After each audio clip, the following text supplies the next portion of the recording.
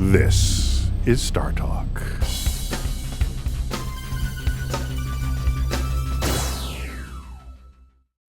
Some great science fiction storytelling involves power of the mind. Telekinesis, mind control, mind reading.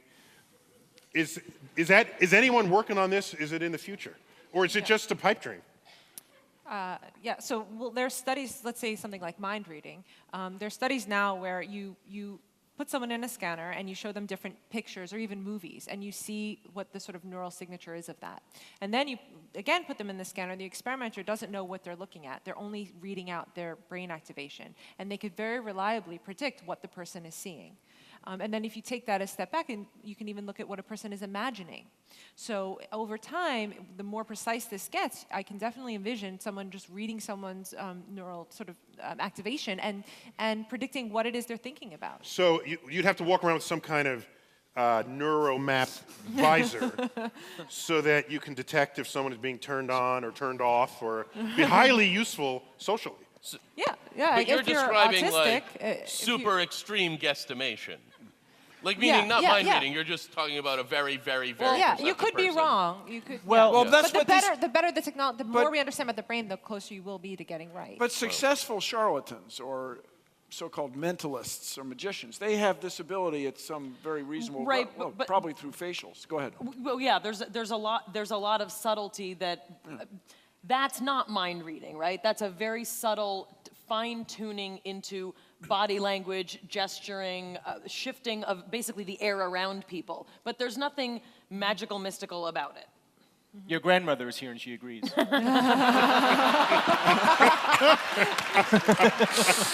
getting something. Does anyone having trouble with a white car? Headpiece. A white car. But I'm sorry, if we take what you're talking about, Heather, maybe 10 steps further, is it possible that in the future it would be possible to kind of record your consciousness and then market that as I would be able to live as you for a day through a sort of kind of VR virtual reality playback? Ooh. I don't know if you could ever. That's a very just say yes. Philosophical question. I'll tell you what. Yes. I want to be a lady for a day. Guys, what would you do? I would buy that URL right now, man. Ground floor. But actually, another study that I'm involved in, we're doing something called hyperscanning or dual scanning, where we can scan two people at the same time, having an interaction, and kind of seeing what's happening in the space between two people. Because as I said before, I can never get into your brain or really know what you're thinking, and that's what communication is. It's about the space between, and now we're seeing what's happening in your brain when you're actually really taking in what I'm saying, and vice versa. And also, much as, as scientists, I'm sure we'd all agree. Yeah? There are things that we can't see and that we can't understand, but there are also things that we know now as scientists, things like pheromones. There are things that occur, for example, between two people that are not necessarily detectable in all the other ways we're looking, but there's something that happens that, again, we don't need to write off as magical and mystical. We may not be able to measure it yet, but yes, I think we'll get there in more ways. Okay, so let me add, we'll end the show with this, exploration. If you want, Heather, you're on really, dare I say, dangerous territory, because the more you know what the brain is and what it does, as a scientist, what any scientist wants to do at the end of the day is control it. Yeah, that's the evidence that you know what it is you're doing. You want to make predictions. Make predictions. Have those predictions come true, and you say, I know how this thing works. So if the brain is your laboratory, and you say, oh, here's this, I've just discovered what makes two people fall in love. Now you make a love potion number 9, and you control people's behavior and conduct. Do you have another team of ethicists behind you looking over your shoulder at your conduct?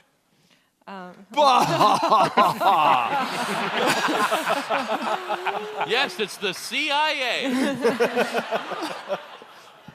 Yeah, I mean, there's a whole field of neuroethics, which are talking about issues. But yes, I mean, ultimately, what we're going is from correlation to causation. When I say we're going into the brain and implanting electrodes for a good cause to treat psychiatric illness, we're controlling emotions. And, you know, if somebody who was a emotions psychopath, that are socially regressive. yeah, right? So, but you can actually, yeah, I mean, if we know exactly what the right formula is for, say, love, I mean, people will, you can stimulate an emotion in someone and they'll label it as love. I mean, but no one's there overlooking my shoulder saying, you know, there is an IRB, there's a board that, like... IRB? Institutional Review Board, yes. that makes sure that you don't make people fall in love when they're not supposed to.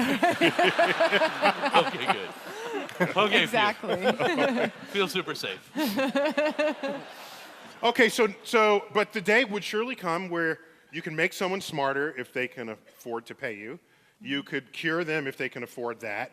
You have all kinds of neurological disorders. I'm just wondering, what is the dystopic future of this, and what is the utopic future of this? Well, one issue is that it could be that only people who can afford, let's say, the neural implants get them, and then they have an advantage. It's just like, and then everybody will have to, so like performance-enhancing drugs, you know, in sports, the reason they outlaw them is because if one person has it, they have the advantage, everyone else has to do it then. Same with mental illness, right? In terms of access to mental health care and mental, you know. Exactly. I mean, right. Once one person has a mental illness, everybody else feels like they have to have a mental illness.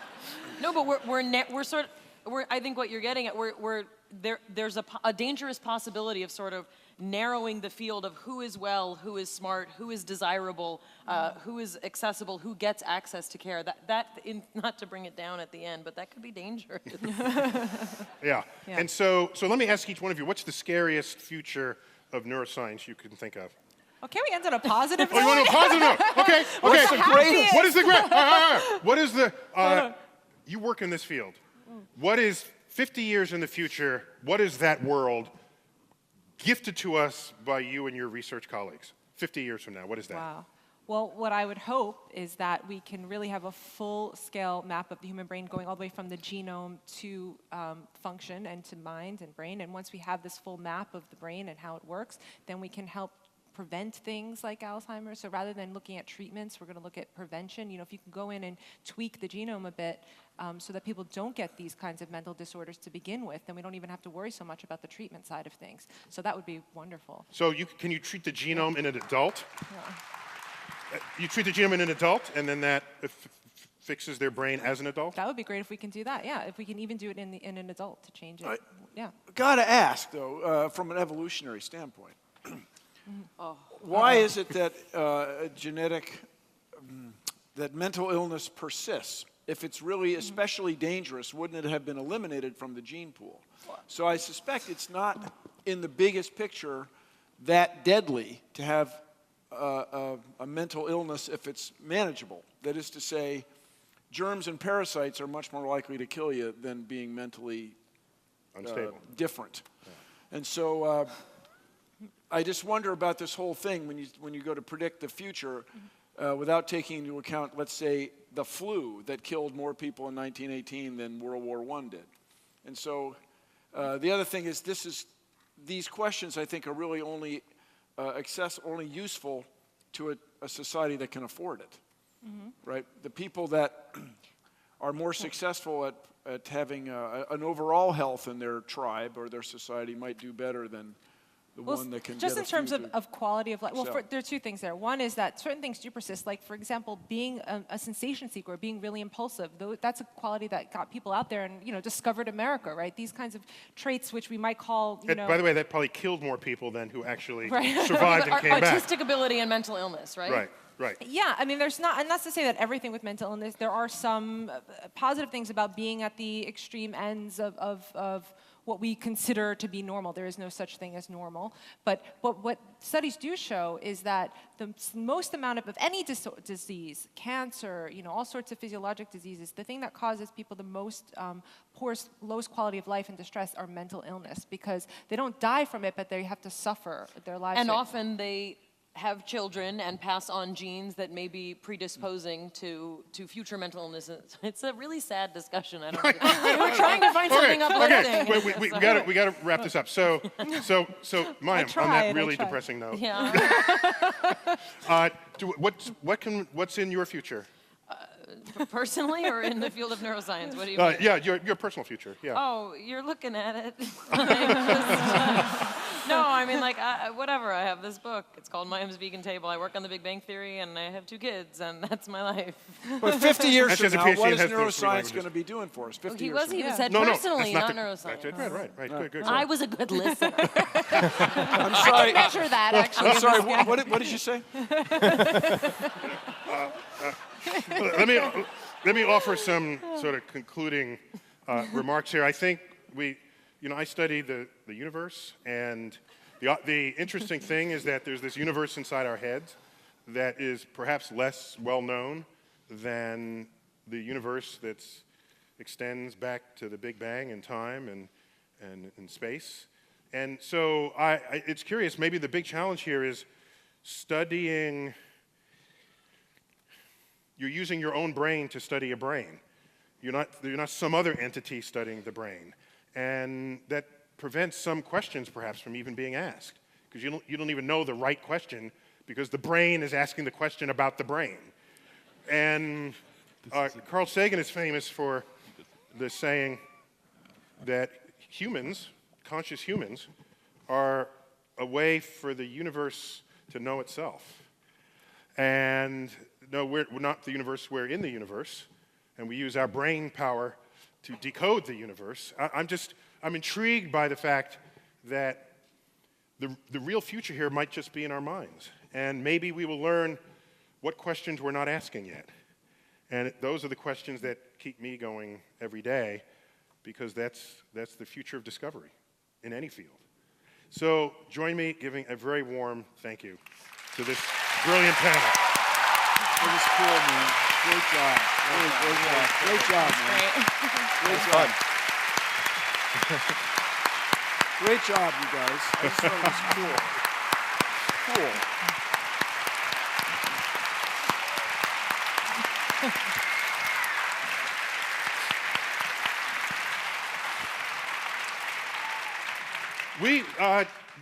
It's Q&A time. We have some microphones on the aisles.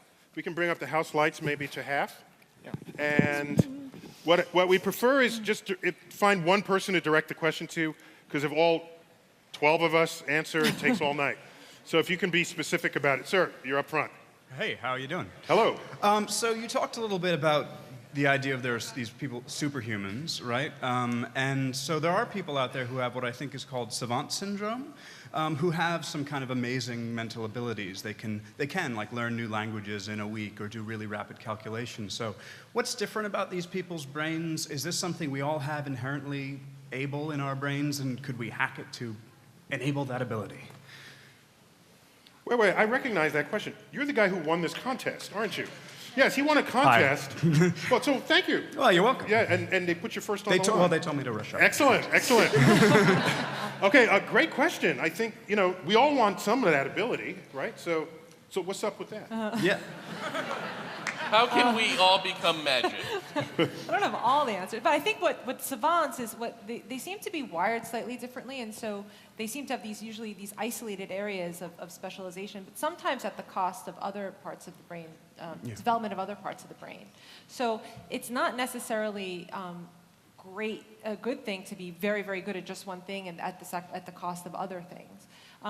And the only way I think we can enhance our cognitive abilities is with working at it. It's like anything, like with losing weight, you have to work at it. So I don't think there's a sort of magic pill, but it has to do with the way that their brains are wired slightly differently. Okay, so using the word wiring, so Yeah, in the future you connectivity. can adjust the wiring. If you have a savant, is there an ethical question about whether you would change that about that person? Yeah, I think there is. I think it's with like anything. Even with a psychopath, they don't come in for treatment. Gestures No, too. Even psychopaths. They might Need to enjoy be being asked that whether- way, So if they're not a threat to other people, or if they're not in distress, I don't think that we should go around just changing people for the sake of it. Question here, yes. Yeah, so since we have the comedians here, I don't know if you guys have thought a lot about the intersection between comedy and neuroscience. I have, yes. Yeah. Good. Well, no, I I wrote a paper on the physiology of laughter in college. Great, yeah. So Actually, he did. That was his. Yeah, it was all wrong, but yes, so I wrote the shit out of it. So, all right, perfect. So, these guys are up here providing great, like, comedic interjection, and not everyone can do that. Like, not every brain works that way. So maybe we could hear from, like, one comedian and one neuroscientist, like, why. Or how about a neuroscientist who is a comedian? Well, I can't ask all of you. I mean, so who? Yes, no, please. So Mayim, go. Why are they funny? Why are you guys funny? I don't know if I can answer that, but I can say that. Well, can I add that when she couldn't say this about herself. On The Big Bang Theory, her timing is impeccable. That's my mother. Thank you, Mom. Wait, Yes, what? from 1991 to 1994, she was Blossom on the show Blossom. Yes. And you were the young Bette Midler in The Rose. Yeah. Yes. In Beaches, yes. No, I mean, I'm happy to let you guys also speak to it. I mean, in terms of what's funny. We're not. We want you to speak. Go. No, but in terms of what's funny and why are things funny, there is a really interesting field of sort of understanding the timing of how, complicated it is. It's complicated social interaction, but I think for me, as an actor and as a scientist, what I'm aware of is what we constantly do is we're constantly scanning and tracking. And people can do it better than others. Stand-ups can do something that I can't do, right? I can't do improv. There's a different set of skills that actors and performers have. But the joke that we tend to be neurotic, that we tend to be constantly looking to make someone feel something is a very complicated thing about being an actor. And I didn't think about it as much when I was younger, but when you meet other actors and when you talk about process, which a lot of people laugh, they figure like, oh, we're paid to be funny or we're paid to make people believe something. It's a very complicated process by which I need to make you feel something. I need to make you believe something, and I need every single person to feel that. So if you're a stand-up, you're working with a room of people. When I work in front of a live audience, I need everyone to feel something, and it's a really complicated interaction, especially if you work with a live audience. It's very different than not, because it is a constant tracking. Heather, are comedians subjects of your... Well, yeah, actually, so this is really exciting stuff. This is a new area of research we're going to. It's actually the neural basis of creativity and improvisation. And so what we find is that whether it's jazz improv or comedy improv, there's a certain neural signature involved when people are improvising. So you can put people in a scanner, and even freestyle rappers, right? So you give them a memorized rap, and then they can freestyle, or you give a musician a memorized piece or improv. And when they're improvising, what they find is that a part of the prefrontal cortex, the medial prefrontal cortex, becomes extra activated, and that has to do with internally generated ideas. And the dorsolateral part of the prefrontal cortex becomes deactivated, and that has to do with sort of self-awareness and monitoring your behavior. So you almost go into this free-flowing state. If you become too aware, you mess up. You're not good at improvising. You have to kind of lose yourself, so to speak. And that's what the neuroimaging shows. I have a follow-up. Is there any connection between improv and optimism? I don't know. Actually, wait, one of the studies showed that when they were improvising, they had increased activation of the amygdala, which could be related to positive feelings. That's your brain part. It's kind of my thing. So that's interesting to know. Right here, sir. Yeah, hi. I have a question. I actually had a couple of questions, but then when you guys mentioned eugenics... That's kind of your thing. And What's your question, Himmler? Wow. all I could... Too soon. Too soon. Oh, that kind of shades my question, doesn't it? I was actually... All I could think about was the movie Idiocracy. Now, I don't know if any of you guys have seen that. Idiocracy.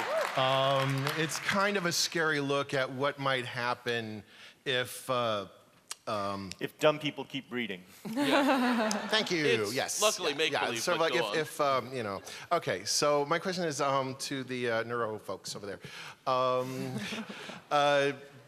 I don't know if you've seen anything going in that direction or not, or... Have you seen a genetic predisposition in society to become idiots? Or...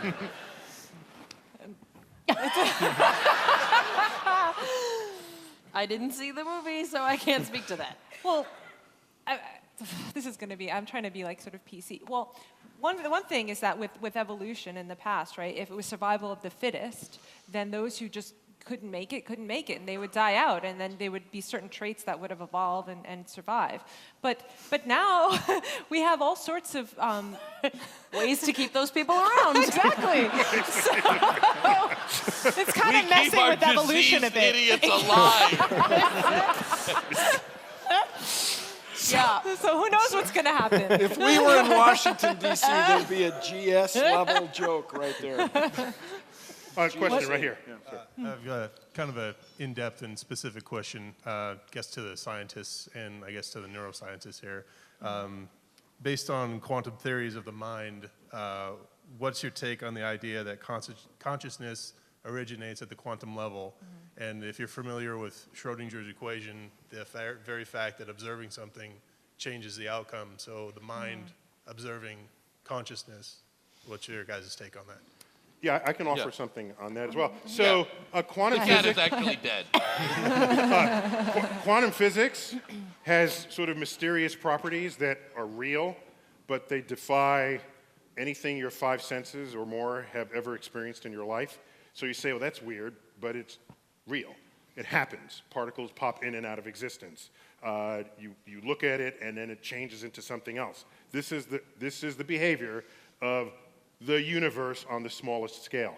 Because it has all these mysterious properties, what I have found in my experience watching people think about the world is they have this urge to insert quantum physics where there's something where they don't otherwise understand what it is. So we don't really understand consciousness, quantum physics must be at work, all right? So it's this, and in fact, the more they invoke quantum physics, that's the evidence that they know least about what it is they're talking about.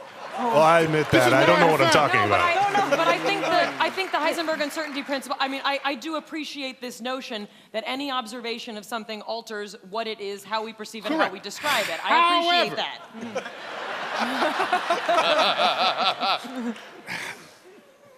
When I observe you, you don't pop into a different quantum state. You're a macroscopic entity.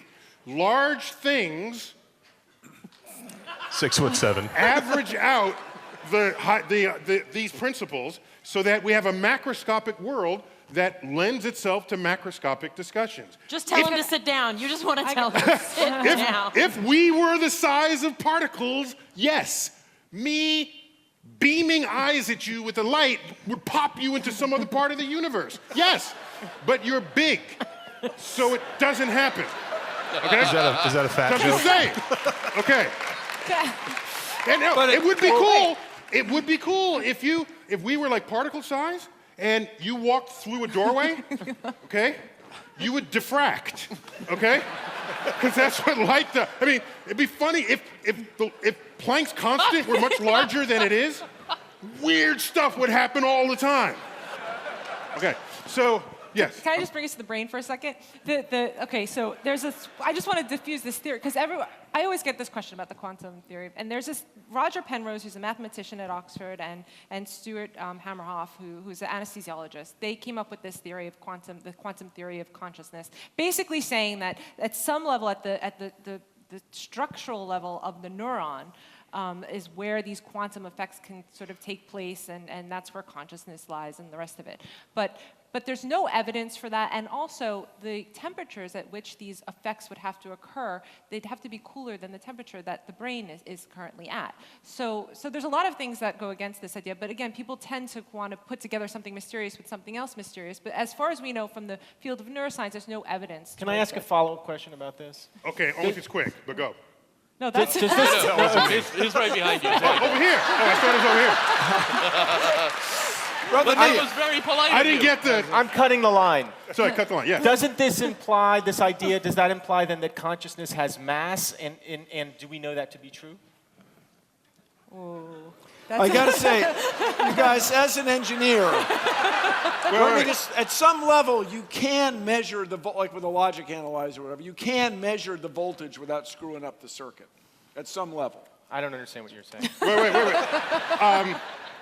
If one day we establish consciousness as the sum of some energies within the brain, then by E equals MC squared, consciousness has a mass equivalent. That's what I'm saying. That's There. it. Okay. Thank you. Yes, sir. Okay, so tonight's discussion was mostly centered upon human neuroscience for obvious know. reasons. But there was a few mentions about neuroscience and consciousness and whatnot of other species, and we do know that some species are quite smart, and not just like our close relatives, like great apes, but also toothed whales, some birds like parrots and crows, and even I recently saw the video that looked like it was unedited of an elephant painting an elephant. So. Was that on YouTube? No, it was not. It was not. Okay, Was the, so elephant, Heather, was the elephant soapy? Yeah. I saw a dolphin playing chess. Is that real? Well, not just one, like my real question is, what might consciousness be if it has arisen in different lineages of living things? What might consciousness be for them? And also, what might it be for, say, a possible alien life form? We got a Hindu here.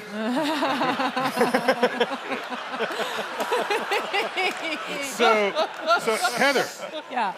Heather, so conscious, big-brained mammals out there. Okay. Can we learn about our consciousness by studying them? You work on lab rats to learn about I don't other work things. on rats, I work on humans. But, yeah. Oh, you work on, excuse me. You human. ever tell what she said that?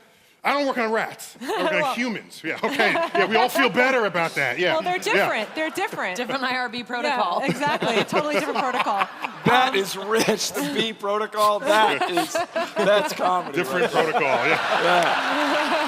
there. Yeah. So what's really, there are two different things. There's intelligence, there's consciousness. A bee can have consciousness. It could feel a sensation. It can sense something. It can do something very simplistic. So you don't need to be able to play chess to be conscious. We know that in certain creatures, like in dolphins, in whales, in humans, there are certain types of cells called spindle cells, especially in animals that are social, and that might have some kind of link up to awareness, or at least some kind of a self-awareness. But until we have a fundamental theory of what consciousness is, we won't be able to know for sure what something has. We only can look at behavior. Even with humans, in the lab, you have to just ask them, did you see that or not? Or were you aware of that or not? That's the only measure we have. I saw a comic of two dolphins, one swimming next to another, and they're referring to the humans up on the shore, and one dolphin says to the other, they face each other and make noises, but there's no evidence they're actually communicating. Right. Yes, right here. Yes. First I have to say, what an awesome panel. And Bill, you did great in the debate. Good, thank you. Thank you. I'm really starstruck just being here. But anyways, I want to ask to the neuroscientists and to Neil, because I think you've been on stage. I think a lot of you guys have been on stage with them. It's a rather controversial position held by Sam Harris. About Who was whether, one of my colleagues at UCLA. He was and in my by the way, neuroscience class. let me preface this by saying I think he's a brilliant orator. I think he communicates very well. I just know he's a great thinker too, but it's trying to parse out whether we agree or not, or whether there's consensus. And the question is about whether or not we have free will. Oh, yeah, I can answer that. Free will.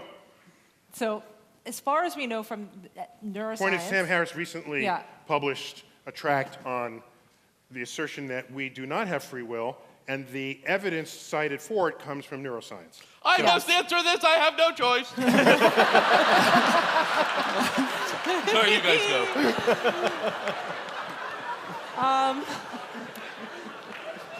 Or do I? Free will, So what's as up? far What as we gives? know, it started with Benjamin Libet's studies in the 1980s and all the way until modern studies now that the sense of free will is kind of an illusion. Free will is an illusion in the sense that your brain decides first and you become aware of it after the fact. And we know this from a whole series of studies from measuring neural activation. There's even studies now where you can put somebody in a scanner and you could predict, for example, up to 10 seconds now before they're going to decide whether to go left or right or press the left button or right button by just reading their brain activation. The brain pre-decides. Yeah, the brain, it's Before you have a called the conscious readiness awareness. potential. So it kind of is gearing up and you can start to read how the neurons are firing and that it's going to go sort of toward one way or another. At a certain point, you can make that prediction well before the person becomes consciously aware that they've decided to go left or right. Big N, too. Talking big N. Yeah, that's a big N there. You're right. It's pretty well established that, yes. Yeah. Okay, so, but does that alone negate free will? Well, Your brain has free will, presumably, to do it. the brain decides. Your perception of I made the decision only comes after the brain has already kind of decided. So we are But slaves hold on, to- I made the decision is my brain that's I making the decisioning. Right. So let me ask you, what okay. is this phenomenon? I sure hope I don't see my keys in the trunk of my car and close the lid on it. What is that?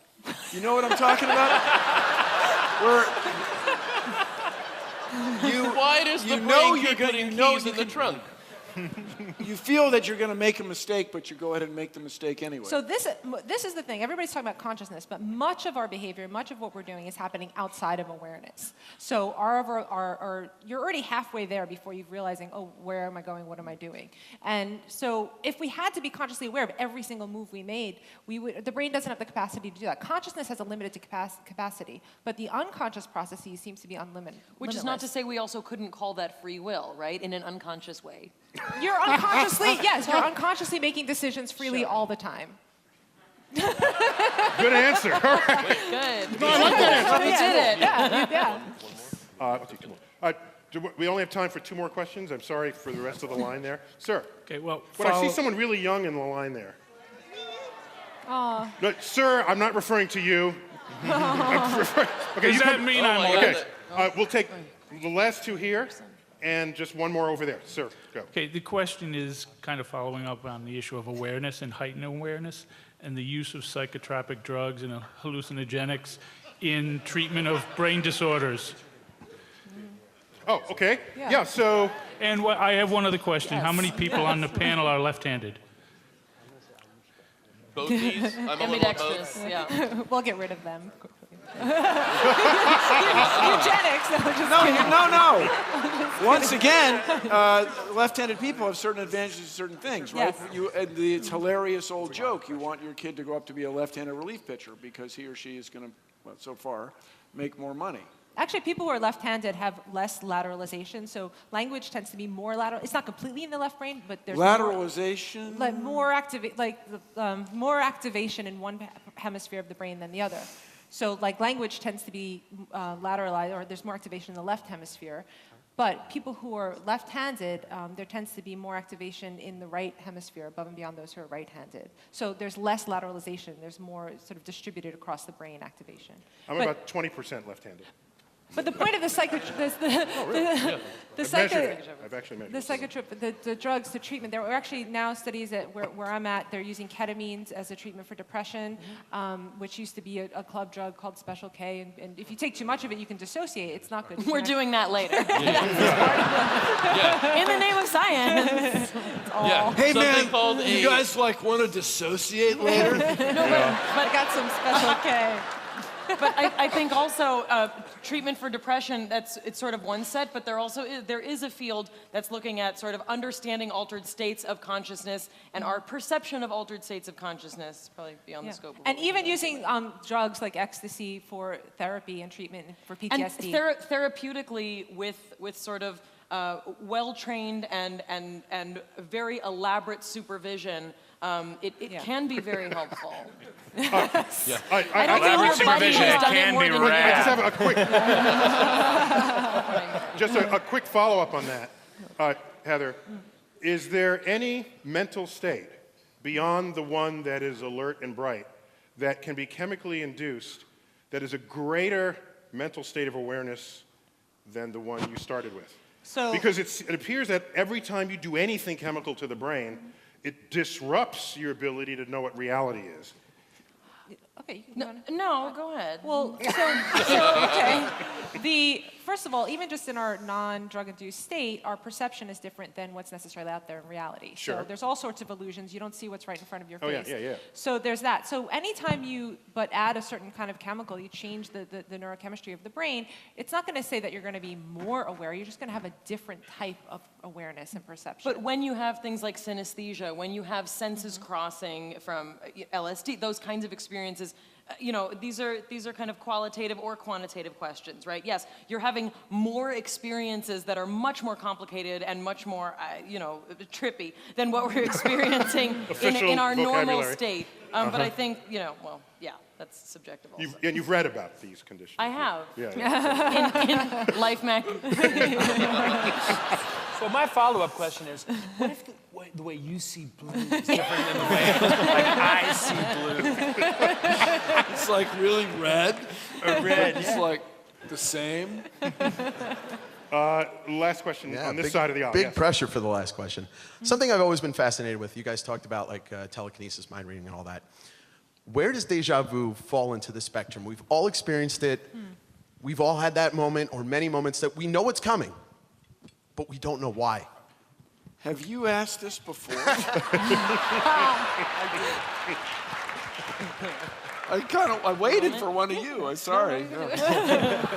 It's only because I'd already heard you ask that question. I was like, ah! Have you heard George Carlin comment on Deja? He says, you ever walked into a room and you were sure it has never happened to you before? That's vujade. That's what he called it. So deja vu, what do you guys say about that?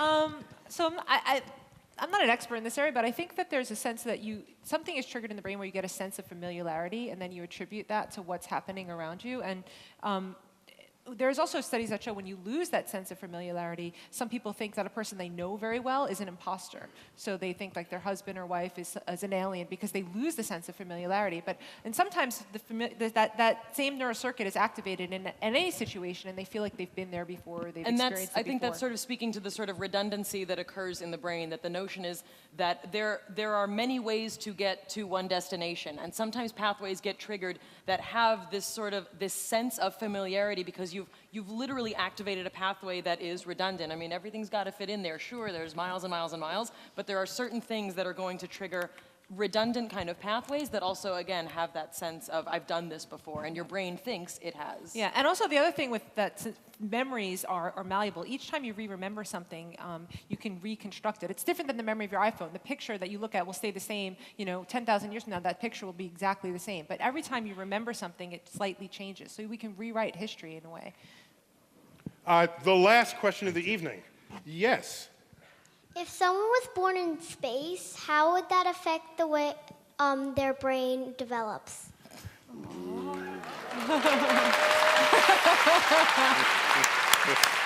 That's great. Well played. Wait, how old are you? 9.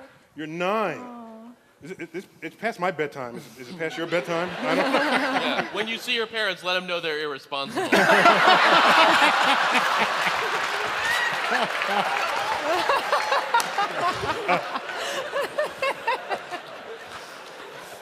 Unless you drove here.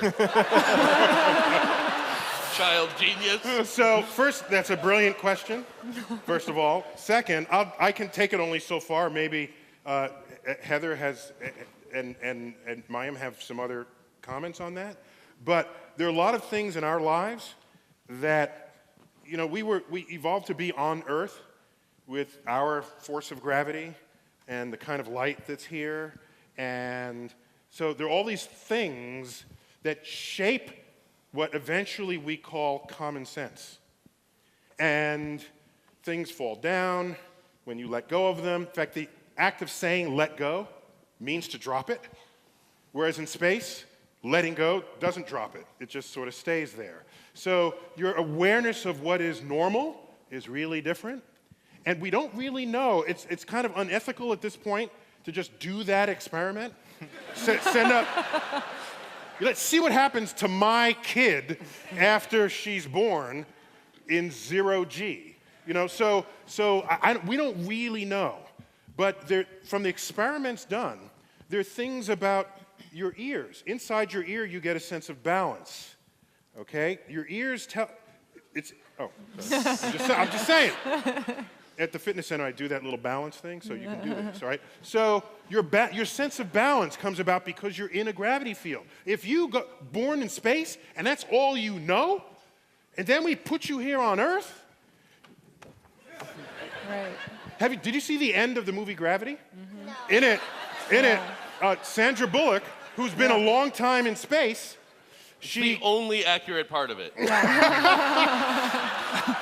she crawls up on the beach and she realizes she hasn't had to walk in a long time. Her sense of balance had grown accustomed to being in 0G and had forgotten what it was like to walk on Earth. That's Dr. T, I gotta interject this. Do it. You don't know that. Don't know what? You don't know that if a kid were born in space, that he or she came back to Earth, couldn't figure it out. You don't know, like he or she may have actually a whole different, deeper understanding of inertia and physics and friction. That I admit, we don't want to run that test. Uncle Bill is right. We don't know, okay? Well, our closest guess is Sandra Bullock. Yeah. Yeah, best evidence is what happened at the end of the movie Gravity. That's how. Thank you all for coming to StarTalk Live! Thanks, Michael. Good. Wow. Uncle Bill. Oh, I'm gonna hug you. I'm gonna hug her. Thank you. Yeah, that was so great. interesting. That was fantastic. That was great. Thank you. Thank you. This is StarTalk.